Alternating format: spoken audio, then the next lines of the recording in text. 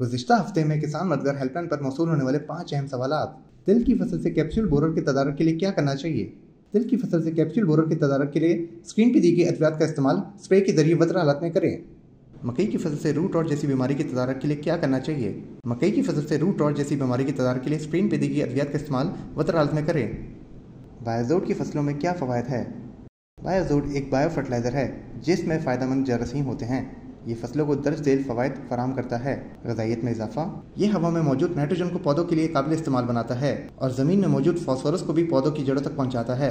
ज़मीन की ज़रख़ीज़ी, ये ज़मीन की हयातियाती ज़िंदगी को बेहतर बनाता है जिससे ज़मीन की सेहत और ज़रख़ीज़ी में इजाफा होता है।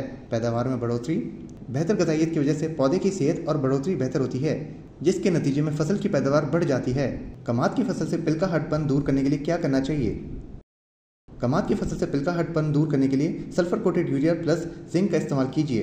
मटर की फसल का वक्त काश और शरय बीज क्या है? वक्त काश सितंबर से अक्टूबर, शरय बीज 25 से 30 किलोग्राम फी एकड़। मज़ीद रहनुमाई के लिए किसान मददगार हेल्पलाइन पर राब्ता करें। शुक्रिया।